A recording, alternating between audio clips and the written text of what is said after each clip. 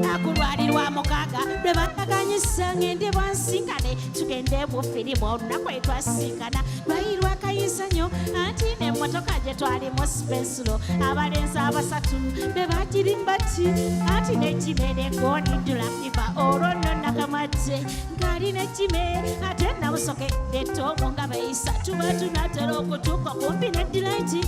enda okuwulira gannakamattambuusa meero kirabye oti ekyagoni dulayiva kutuula naawe mu firimu nga munyumya nasooka nesirika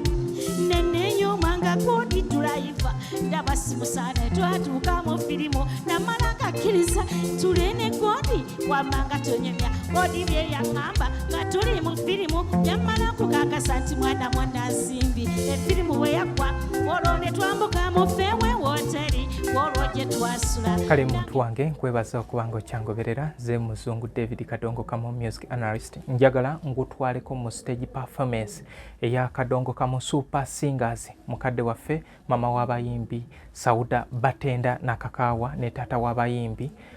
Matia Luyima gye bakola ku front page enamasuba ku Valentine's Day era bwe batyo we basanyusa abantu kati wetunaveeyo era tutemeteme oba oliawo bakola batya nkyalinze footage wange yenna mbeere nga nsobola okubawa omukolo guno naye nkusaba nti video eno tugiwe at least olunaku olwaleero tugiwe 1k views ekitono tugiwe 1k views abantu 1000 nga be bagirabye oba oliawo gisharing n'omulala naye nga Kikaya College and Vocational School bakugamba nti twalayo omwana bamubangule St. Michael Educational Center nabo webali okubeera nga bakuweereza Twinex International ne Plan B Records webali betutambula nabo mu nsonga zino kati gwe eyeetaga ennyimba zino eza Kadongo Kamo nsanga ekasubi ku basooka kwavula stage wenkolera emirimu gyange oyagala byafaayo oyagala kunyumyamu nange ng'omuntu kale naawe jangu tuberenga tukolagana oluyimba nduterako nusu 5 tandikira ku nyimba za 15 woba olwagala ku WhatsApp nduterako nusu 10 ntandikira ku nyimba za 15 siri monopole osobola okugezako ku libraries ezenjawulo. Lekerawo mwami lekerawo banaye mwebale kujja abaagala na mwebale nange njagala ekintu kino bannange nakyo kinjagala amanya agange nze Sauda Batenda Nakakawa omukadde atakaddi wa Luyima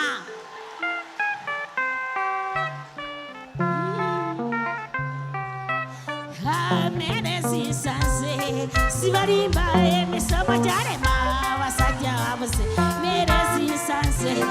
sibalimba emisomo gyalema obufumbo buze ebbanga eryasooka n'emyaka emimpi nasomanga bulungi nazadde mbawulira wabula mu mwaka gwayita awe nawulira ngulawu ekyannesalawo okukyagala twalinga mu kisulo gye twavanga ne tugenda mu firimu era ne dansi waliwo abawala abaali ab'omukwano nga yenna musoke era nendakamati nange bankwana ne bansula era n'emisomo kye naliko nakituka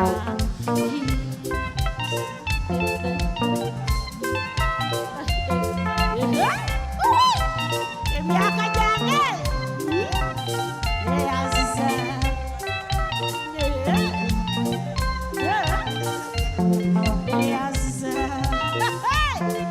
awe twacakalanga nakulwalirwa mukaaga lwe bakaganyisa ngende bwansinkane tugende bufirimu olunaku etwasinkana lwayirwa kayisa nnyo anti n'emmotoka gye twalimu sipesilo abalenzi abasatu be bagirimba ti anti n'ekimere goni dulakiva olwo nno nakamate ng'ali n'ekime ate nabusokedde toomu nga bayisa tuba tunatera okutuuka kumpi n'eddilaiti enda okuwulira gannakamattambuusa meero kirabye oti ekyagoni dulayiva kutuula naawe mu firimu nga munyumya nasooka nesirika nenenyuma nga goni dulayiva ndaba simusaana twatuuka mu firimu namala ngakkiriza tulene goni wamanga tonyumya goni byeyaŋŋamba nga tuli mu firimu yamala kukakasa nti mwana mwanansimbi efirimu we yaggwa olwo ne twambuka mu feewe woteri olwo gye twasula nange mere waawe olwo mazima niyagala muli obulamu bwange bonna ndibwetaaye.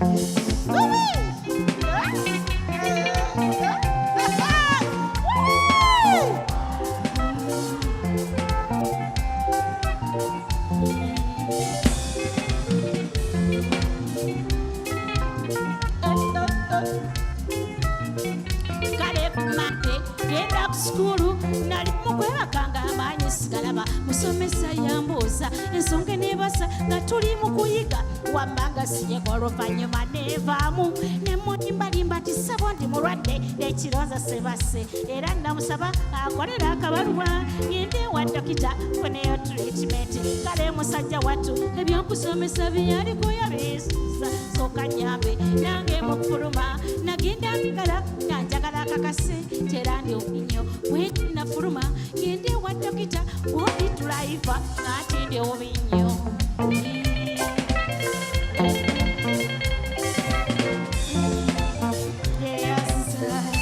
Burawe twachakaranga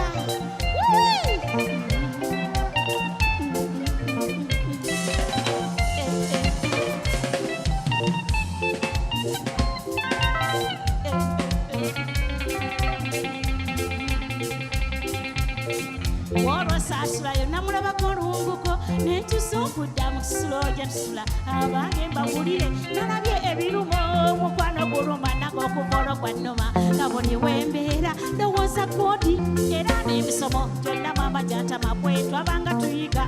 nemulowooza ng'ate nyiga bunyisi nembanga omutule wamma twatitya nga buli wiikendi koodi tayisaawo tajjakunona kyokka ebyaddiira buli wembirowooza mu ssaawa eno wamanenga yogula.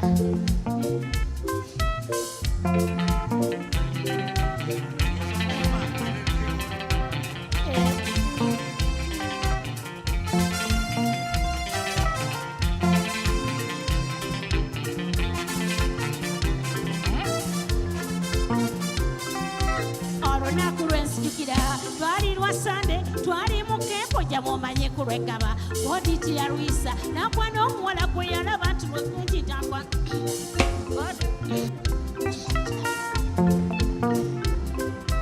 olunaku lwensijukira twali lwa Sande twali mu kempo gya mumanye ku lwegaba oditi yalwisa nakwa n'omuwala gwe yalaba nti mulungi mu ssaawa eyo gukira nange saaba ndala odi namulumba ne twanira yakuba nabalekayo mu kempo obusungu bwa nnoma era okuva ku olwo bodi ne muleka kugo kale kyatabu sula wajjaja naye obulambu bwange bambisuulira.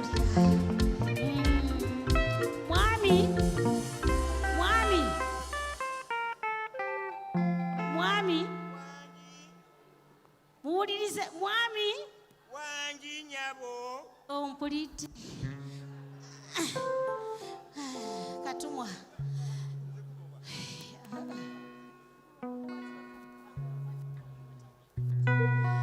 banna neyanzisa neyanseeke bakasi bannange mwebale kutuuka ku lunaku luno ebintu byebyo munnange omukwano tegukaddiwa kino kiraga omukwano buli lunaku okiraga omukwano ng'okyusaamu n'okiraga omukwano si bwe kiri teguyinza kukaddiwa. Mwami gira tugire ntubola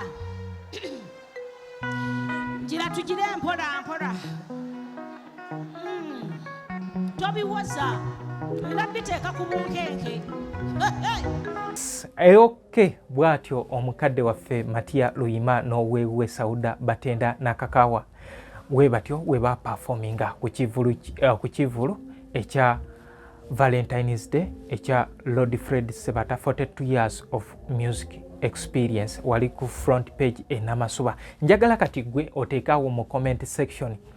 kyewalaba oluyimba olwo mukadde waffe Sauda Batenda Nakakawa lwe ya performinga lwafuluma 1986 olwo lwe ya performinga lwafulumira ku lutambi olugendo lwe Masaka naye nga oluyimba olwo Matia Luyima ye yasooka okuluyimba nga yaluyimba lwa kikyala naye nga yaluyimba mu 1982 oluvannyuma wamala okukkiriziganya n'oweewe omukadde waffe Sauda Batenda Nakakaawa n'amuwa oluyimba olwo, era lwe luyimba Sauda Batenda Nakakaawa lwe yasookerako ng'omuntu ng'ali yekka,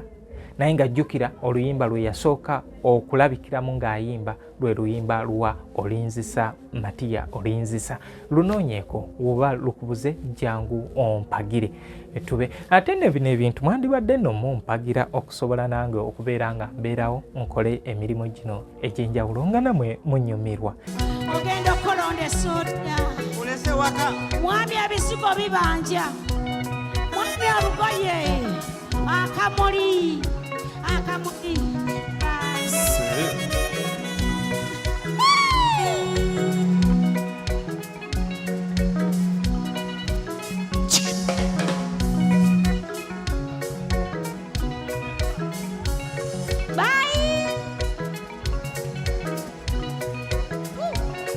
Ebizibu munsi muno bitwesibyeko kululi byali bwero byennanyumyako okuliisa famire kati muteeko bw'obeera n'amagoba ku muteeru ekibuga n'okitambula n'okikuba eri nga toweekyala kuluusa nanyo naye nno ne musaasira empewo y'enkya ensimbi y'akacoka neekubye enkulimba yeekwesa ebuziba ngate ebigulibwa biri ku nkandako n'ey'omukazi saba otekyesimbwako okugula ekikooyi afazaali ozimba akaleego bulenga mutungu mulamba okunoonya bbuutu ng'ate emaakinga bizigo by'enviiri buli wiikya saamu eyayiya yaleeta obuzibu wamma gwe yatutta yatussaako nninga.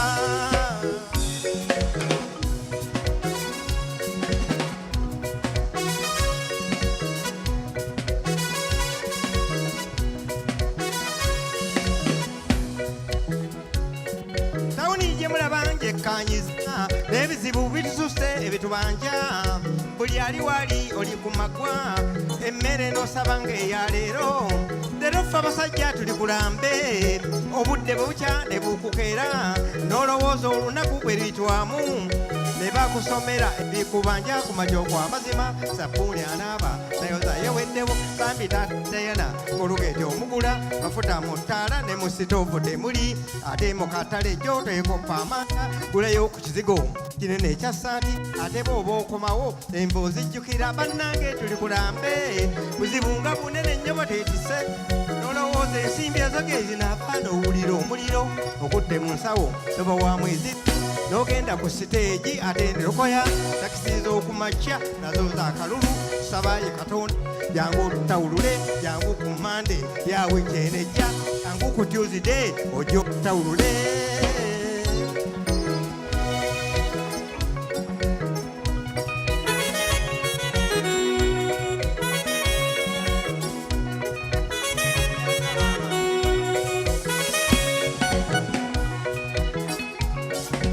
Obuzibu bweyongedde nnyo nazzi kuno ng'omwana yagalibwa nnyo naye okuzaala kwakacoka n'obusiku gyagaana ebizibu by'abaana bituzunza mitwe bw'alwala teweebako osula ku tebuke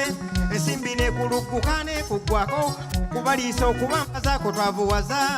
ng'atuuse okusoma guba musanga essomero oliremye okuva mu nasale aliko n'ebigulwa toyireeti pepa biriza teeka fuudu konteyina bw'atakitwala emugobya toosinga nsiige ku foomu ebaako bamuwa ekibonerezo bw'atwala lumonde ejjeeri empogola bw'afuna vitamini obutunda okunywa ssaawa nnya berenge etulise ku foomu zibaako ate n'ebitabo ku muliitwa ebisabwa okero bbuuku wano okero bbuuku tu likisandula ennene ya Oxford waliwo ekyannayiro ngirisi koosa ate ettaamu oluggwako tewali buweerero banka silipusi za mirundi eneena oli banka silipu ne banka eyaayo kuliko ebikubanja mu luzungu ozito waliwo PTA ezo zowa buwumbi waliwo eza PT tumatafega waayo building fund bebazimba otabulwa waliwo voluntary sipikide waliwo ez'ebisolo entebe okulambula n'eziweebwa omuwala bunnasoma eddome yunifoomu ogiguze tibbaji ebulako sokisookuze bbulu basaba ate kivuvu tebagwa bubaluwa bwakudduukirira owulira.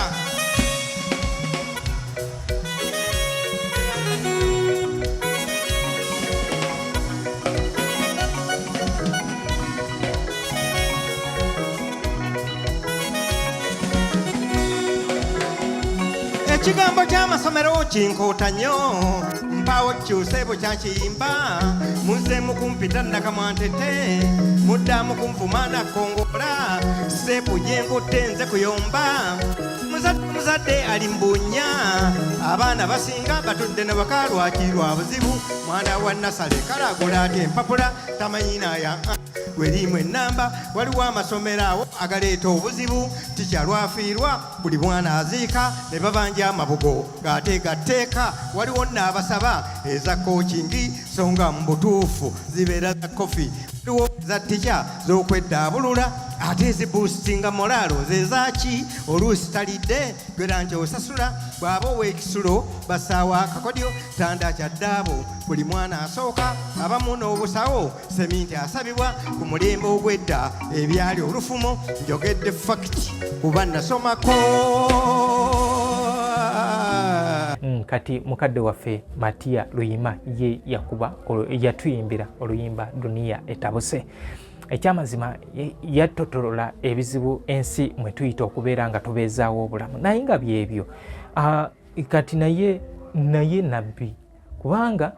alina akantu ke yayimba aka banka slips. Simanyi oba mu myaka egyo banka slips zaaliwo naye kati ng'olaba bye tulaba embeera mwe tutambulira olaba nga ebintu byonna bye yayimbako byonna tubiraba ku mulembe guno. Kale yoyo mukadde waffe Matia Luyima n'oweewe. Colonel David Kizito naye ya performinga yazanya oluyimba lwa Abadongo Mwefuge era abantu banyumirwa bulungi. Kale gwe njagala onteere mu comment section performance ya bakadde baffe mugiraba mutya naye era nyongera ogamba twetaaga ekivulu ky'aba legends. Twetaaga ekivulu ky'aba legends nga we nagamba nti twetaaga ekivulu ky'abagenzi nga ky'abagenzi bokka tujjukire abagenzi. Matia Luyima onooyimba lwa Katende oba onooyimba lwa Muzeyizedde tujjukire bannaffe kati Kakumirizi oba onooyimba lwa Sebadduka ffe tetulina buzibu onooyimba lwa Fred Kabuye eyakuyimbira Nambwere tukusaba nti tubeere n'ekivulu ky'ekikulu ekyo. Kale olunaku olwaleero bwentyo bwendabise naye ninze awo mu comment section gwe ogamba ekivulu kino abakulu bano ba performinga batya. Banaye ataali ku front page wasubwa kinene wowulidde endongo y'akadongo kamu genda owakire genda olabe endongo era nze bwentyo yensonga nze ogwange gwakubategeeza naye mwogwammwe gwakubeera nga mugoberera. Kale nze Muzungu David Kadongo Kamu music analyst. Yino Chikaya College School essomero eryagulidde erinnya mu kusomesa abaana ate ne bayita ssomero lya Dene Boarding mix y'abawala n'abalenzi senior 1 paka senior 6 balina library science kone computer labs byonna bijjudde balina arts ne science subjects co-curricular activities kone section y'ebyemikono omuli okusiba enviiri okukanika n'ebirala ebigwa mu kkowe eryo omwana n'ava ku ssomero lino ng'ali self contained kyewuunyisa ensimbi zaabwe zeze zijja mu nsawo ya buli muzadde basange Chikaya Bulenga Mitiana Road okumanya bisingawo noti 757 mukaganya 1 5 7 Chikaya College School.